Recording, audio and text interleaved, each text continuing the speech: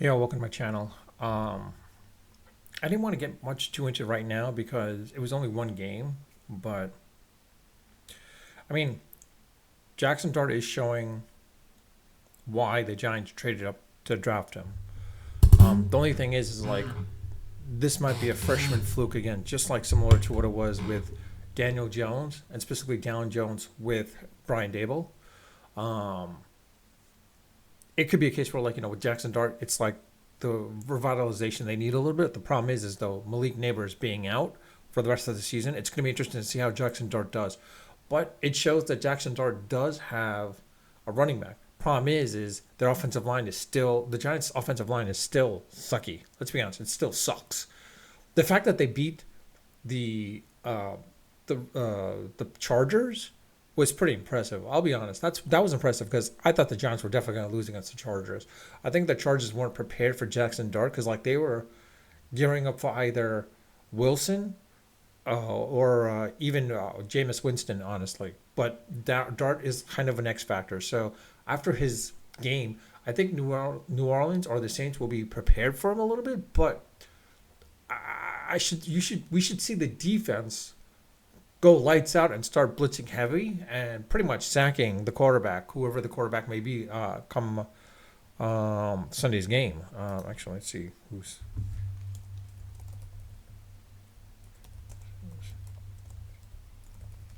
I'm just kind of curious to see who they'll be playing this time. I mean, will it be Spencer Rattler? Time will only tell, honestly. But um, it's possible they might have Show or Schaff. I don't know how to pronounce his name as the QB because they're 0-4. So what else do they have to lose at this point? But look for the Giants defense, specifically Burns and hopefully Carter, get some serious sacks as well as Dexter Lawrence. I mean, Dexter Lawrence he pretty much was dominant in that game against the Chargers. So that'll be interesting to see. But again, with the Giants losing out on their wide receiver with Neighbors, I don't see Jackson Dart throwing as much. You'll be probably seeing him running a little bit more than usual. A lot of play action passes as well too, probably to Scatabo. But outside of that, I don't know. It'll be interesting. The Giants technically should win, but then it'll be interesting to see from that this Sunday's game, to the Thursday night game against the against the Eagles. It'll be interesting to see how that works out because the Giants, let's be honest, they're not going to win against the Eagles. But if they can keep it within a reasonable score, that'll be interesting to see. Because this would be a good test for the Giants defense as far as how they do against really good offensive lines. I mean, you've got the Eagles, you got the Detroit Lions, of course, and I think the 49ers offensive line is pretty good. So it'll be interesting to see how this defense stacks up against that. And it'll show that maybe possibly having a good quarterback, offensive, opposing quarterback, how our secondary will do as well too. Um,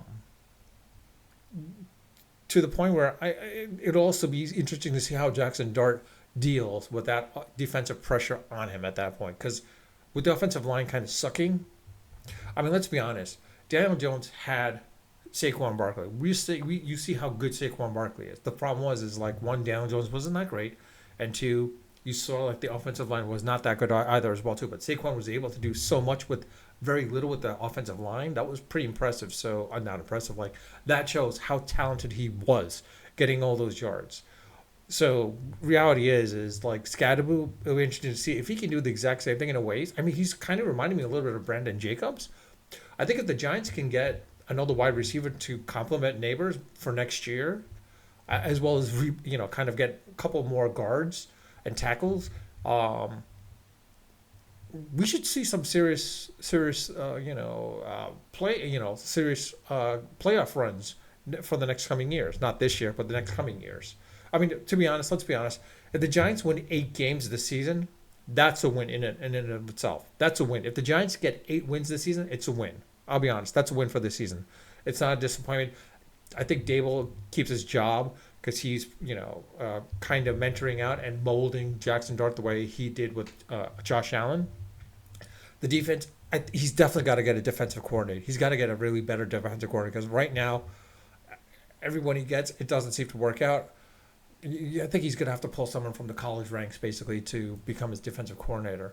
Um, Spagnuolo would be great if Spagnuolo and him, Spagnuolo and the Giants reunited, but he's happy over at Kansas City. And I think he's also preparing himself to take over the reins of the head coach once Reed retires. Shine himself, basically, it would be interesting to see how Shane basically does as a GM. If he can actually get a couple of, I mean, let's be honest. Russell Wilson right now, he's pretty much done. He's over. He's put a fork in him, basically. Honestly, it's more of a case where, like, I think I forgot who it was, but Sherman and I forgot who else, or Tony Gonzalez, I think, they pretty much call it out. Russell Wilson pretty much played himself out of the Hall of Fame votes, basically, first time around at least. If he just kept himself as is with the Seahawks and decided to retire, he would be in the Hall of Fame. But because he went to Denver, then Pittsburgh, then Giants, showing he's not that good. He's no Tom Brady. He's no Peyton Manning for that matter as well too. Let's be honest, Peyton Manning in his tail end of his career, he was still decent enough. Similar to John Elway and such. I mean, like he's none of those guys, and each of these teams basically released him. I think they all saw it, and I think now Dable's even saying that Wilson does not have that capability anymore. Yeah, he might have done really decent with the Cowboys, but let's be honest, the Cowboys' defense wasn't that great. So a sucky defense, he would do really well at. Any QB would do well at that point. So I think the fact that like that should have been a game that the Giants should have won. Let's be honest, the Giants should have won that game against the Cowboys. They screwed that. They screwed the pooch on that one, honestly. And the Kansas City game, the Chiefs games. I mean, honestly, the Chiefs were pretty much handing the win to the Giants, and they just didn't pick it up basically. And like Wilson kind of failed miserably, and maybe Dable as well too. But I hate to say this, but like Russell Wilson, I mean, Cincinnati Bengals, if they want him, if I'm Shane, I put Russell Wilson and try to trade him off to the Bengals because they need a QB. They need a real QB badly, and maybe he might be that QB that could help them out short term. Maybe I don't know. But if I'm the Bengals, I'm inquiring on the Giants. Like, hey, is Winston available? Because like any team that wants a QB right now that needs someone, you're not asking for Russell Wilson. You're asking for Jameis Winston because Winston, we saw in preseason how good he was, and I thought honestly it should have been Jameis Winston that should have been starting over Russell Wilson. And to be honest, I think Jameis Winston probably should start over Jackson Dart, but now it's the fact that Dable has no shot at this point. Like he's like the season's over. Let's just play Jackson all the way and let him develop at this point. So at this point, Jameis Winston, good as he is, I think the Giants should trade him probably to. I mean, we have two QBs. I mean, if we could get rid of Wilson and probably get a couple of draft picks, that'd be great. But reality is maybe trade off Jameis Winston to the Bengals, get a couple of draft picks if possible, like a fifth rounder and a sixth rounder, or maybe if we can get a third rounder and a fifth rounder, that'd be great. If we could get two draft picks, high draft picks, that'd be great. We're not getting a first or second round. Third round, that'd be pushing it really. Maybe fifth round at best. And another draft pick as a result, that'd be really, like really impressive if Shane could get that. But yeah, I think in this situation, like I wanted to wait after the Eagles game and see where Jackson evaluate Dart from that point on. So let's wait for that because like we can't evaluate him off the Saints game, honestly. I mean, unless he really sucks, then it shows that Dable has some serious things to work out on. But reality is, I think after he plays the Eagles and their defense, it'll be interesting to see how Jackson Dart deals with that, and specifically with an offensive line that sucks. It'll be interesting to see how he progresses from that point onwards. And we could kind of evaluate at that point with 3 games. But like I said, honestly, if the Giants can win 8 games this season, it's a pure win. 7 games, kind of. But reality is that if they can win 8 games this season, it's a win in my book. And you can build off of that. I don't know. Like I said, it's going to be interesting to see. I mean, we lost Neighbors. If Shane's smart, I make a trade with the Jets because, like, Wilson, you could see he's not really happy with the Jets right now. He's not happy with the Jets. If I'm them, I make a trade for him basically. I was like, hey, we could trade.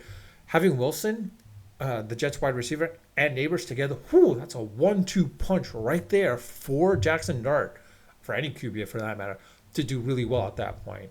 Um, Quite honestly, the same aspect is as well too is like if I mean I know Tyreek Hill is not happy with the Dolphins, but if I'm the Giants, I do not trade for him. I do not trade anything. If anything, if you're gonna get him, trade him for like an eighth round draft pick, eighth and ninth round draft pick for but do not. I would not give up a lot of draft picks for this guy. If I'm Kansas City, if I'm Tyreek Hill, you're begging to be traded back to Kansas City. You're begging to be traded back to Kansas City. Finish off your career with Kansas City at that point. I don't see the Jets trading within stadium, basically within team stadium, basically to the Giants. But it does make sense for the Jets to rebuild. Wilson is a great receiver, but they don't have that quarterback. Justin Fields, I thought he was probably good enough, but he's showing some stuff here and there. But reality is you could see why the Bears had to pass off on him, and it seems like you can even see why the Pittsburgh Steelers just let him go as well. So it's like, yeah, we don't need him at this point. Like we'll trade him to get Rodgers, an overaged Rodgers at this point. I can see why now because like Mike Tomlin has knows talent and he knows quarterback talent. He knows like both Fields and Russell were not it, so like that's why he got rid of them. At that he just let them go. It'll be interesting to see how the Pittsburgh Steelers plays out the rest of the season with a fairly decent above average quarterback or fairly average quarterback. Just above average, to be honest. But it'll be interesting to see how that works out as well too. I mean, like I said, if the Giants has a shot, if Shane has a shot, if he let him earn his paycheck, if he can get Wilson to be that offensive weapon for the Giants for Jackson Dart, that would be really well too. Because you losing Neighbors, let's be honest, Linda Robinson as well as Darius Slayton, they're not wide receivers. They're not great wide receivers. They're your decent wide receivers, but they're no ones. You gotta get rid of them. I hate to say it, but you should have just dropped them at this point. You gotta rebuild from the draft with a couple more wide receivers that you can get out of the draft for the 2026 draft. But reality is like these two are not going to be good. You need to get another wide receiver. If you can get Wilson from the Jets. If Shane can get Wilson from the Jets, with just giving up a draft pick or two and not high end draft picks, that's a win on my part as well too. And like with him and like I said, with him, Wilson and Neighbors next year, that'll be interesting to see. And if Shane is able to rebuild and make the offensive line much better, they should do really well with the Giants next year. But like I said, it looks pretty interesting. But let me know your thoughts. Put it in the comment section. I do read all my comments. I do respond to them when they warrant a response. Outside of that, yeah, I mean, I'd love to know your thoughts. Like, do you think Jackson Dart is the future? I mean, honestly, I thought maybe Arch Manning might be, but I have a feeling Arch Manning is probably going to come back another year to raise his stock even more because right now he doesn't look like that number one. It's just basically his name that's dealing into that number one. He's not looking like that number one, but I have a feeling that Jackson Dart might be a guy because like another Ole Miss dude could really help out. I mean, it's another Southerner in a ways. Let's be honest. Unlike you had Phil Simms, you had Peyton Manning, and now you have Jackson Dart. And Peyton Manning. I mean, Phil Simms was a Southern guy. He was a Southern boy basically. But it'll be interesting to see how this works out with Jackson Dart. But with that, I'll leave it at that. Unfiltered, unedited, and of course, always unrehearsed. Until next time.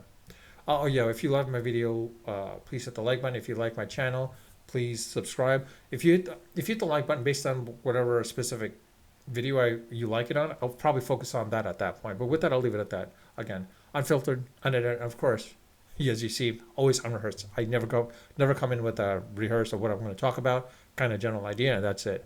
But with that, I'll leave it at that. Until next time.